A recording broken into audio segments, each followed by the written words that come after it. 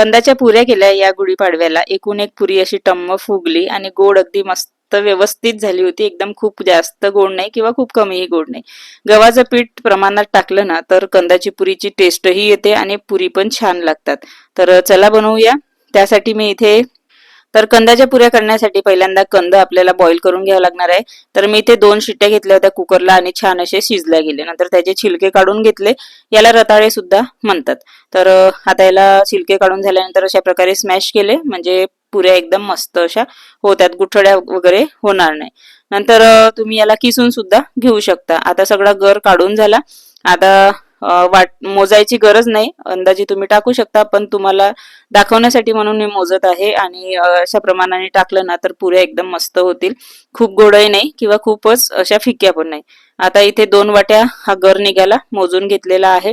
तर यामध्ये आता आपण पाऊण वाटी पिठी साखर घेतली, त्याच वाटीने पाऊण वाटी पिठी साखर. तर इथे मी अर्धीच वाटी टाकणार आहे. तुम्हाला जर थोडीशी अजून गोड आवडत असेल तर पाऊण वाटी तुम्ही यामध्ये पिठी साखर टाकू शकता किंवा थोडीशी कमी पण टाकू शकता. मी इथे अर्धी वाटी घेतली. नंतर हे आहे विलायची पावडर आणि यामध्ये टाकून घेतलं मी आता विलायची पावडर. आता यामध्ये थोडंसं मीठ आणि अगदी थोडंसं जायफळ, नाही टाकलं तरी काही हरकत नाही. आता यामध्ये मी घेतलेला आहे 4 चमचे रवा. रवा सुद्धा ऑप्शनल आहे, नाही टाकला तरी कणकीने सुद्धा छान अशा पुऱ्या होतात, पण मी टाकला, बारीक रवा होता. टाकून बघा, एकदा करून बघा, छान पुऱ्या लागतात या. नंतर 4 चमचे मी रवा टाकल्यानंतर कणिक घेतली 1 वाटी. त्यामधली मी पाऊण वाटी कणिक आधी टाकली आणि चांगलं मिक्स करून घेतलं. तुम्ही बघू शकत असाल खूप लूज लूज वाटत होतं, त्यामुळे जेवढी कणिक पुन्हा वाटीमध्ये वाचली होती तेवढी पूर्ण टाकली. तर मी बघू शकता 1 वाटी कणिक पूर्ण घेतली होती, ती यूज केली. पुन्हा इथे मी आता अर्धी वाटीच्या जवळपास कणिक घेतलेली आहे. अर्धी वाटीपेक्षा कमीच होती, म्हणजे पाव वाटीच्या जवळपास असेल. तर तेवढी मी इथे कणिक घेतली. नंतर इथे बघू शकता थोडंसं अजून पुन्हा लूज वाटत होतं. सो इथे म्हणजे 1.5 वाटीच्या जवळपास कणिक घेतली आणि ती चांगली अशी मिक्स करून घेतली. आता अगदी व्यवस्थित हे मिक्स करून झालं, उंडा हे करून झाला, मळून झालेला आहे, तुम्ही बघू शकता. आता यामध्ये बिलकुल कणिक लागणार नाही आणि खूप कणिक टाकली ना एकदम कणिक कणिक लागतात, जी कंदाची टेस्ट आहे ती येणार नाही. थोडंसं लूजच पाहिजे हे. तर अशा प्रकारे मळून झाल्यानंतर आता त्याला अगदी हे बघा एकदम असं लूज, एकदम पण लूज नाहीये आणि एकदम पण कणकेसारखं असं टाईट नाहीये. तर याला आता लेहरलं नाही पाहिजे म्हणून अगदी 2-3 थेंब तेल लावून असं चोळून घेतलं. आता लगेच याच्या पुऱ्या तयार करून घेऊ. तर इथे मी पहिल्यांदा हाताला तेल लावून घेतलं, उंडा घेतला छोटासा. आता तुम्हाला किती मोठी किती छोटी पुरी पाहिजे त्यानुसार तुम्ही इथे उंडा घेऊ शकता. तर इथे मी अगदी छोटासा उंडा घेतला, तुम्ही बघू शकत असाल. आणि पोळपाटाला सुद्धा थोडंसं तेल लावून घेतलं. तुम्ही इथे लाटून सुद्धा घेऊ शकता.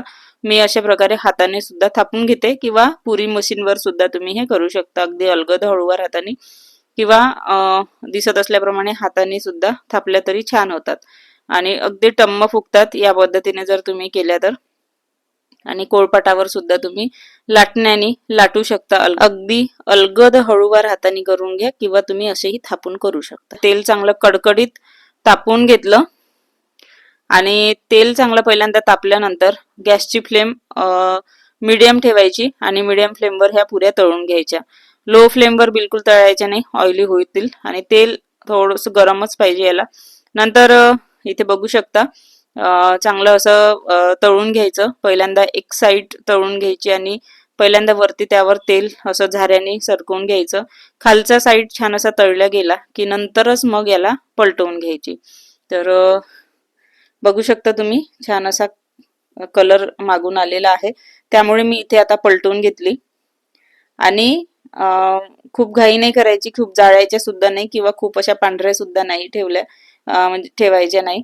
अशा प्रकारे जर आवडत असेल तर अशा प्रकारे तळा. थोड्याशा पांढऱ्या ठेवल्या तरी चालतील, म्हणजे आता तुमच्या आवडीनुसार आहे, पण मला अशा आवडतात. आणि बघू शकता अगदी टम्म फुगलेली आहे.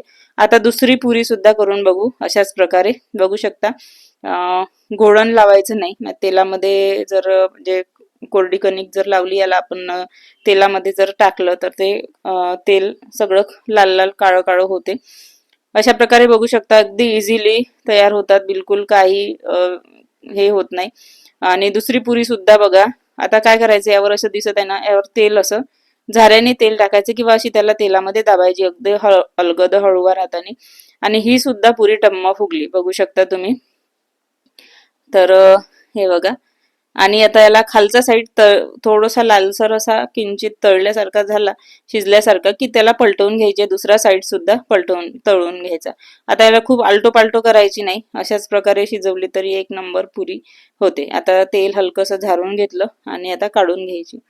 आता तुम्ही खाऊन बघा आणि जर तुम्हाला थोडीशी फिक्की वाटली तर तुम्ही यावर वरून अशी तळल्यानंतर लगेच गरम गरम असते तेव्हाच पिठी साखर टाकून द्यायची.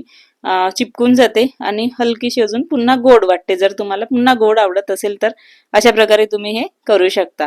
तर मी तर या गुढीपाडव्याला मस्तपैकी अशा कंदाच्या पुऱ्या किंवा रताळ्याच्या पुऱ्या तुम्ही बनवू शकता, या प्रकारे बनवल्या आणि मस्त अशा फस्त झाल्या पटकन. तर तुम्ही पण करून बघा. व्हिडिओ आवडला तर लाईक करा, शेअर करा, चॅनलवर नवीन असाल तर सबस्क्राईब करा आणि सबस्क्राईब केलं असेल तर बेल आयकॉनला नक्की प्रेस करा, म्हणजे जे पण मी व्हिडिओ टाकते त्याचं नोटिफिकेशन तुम्हाला मिळून जाईल आणि तुम्ही रेसिपी किंवा व्हिडिओ मिस करणार नाही. चला आता खाते सुद्धा. तुम्ही एक छानशी कमेंट करा तोपर्यंत.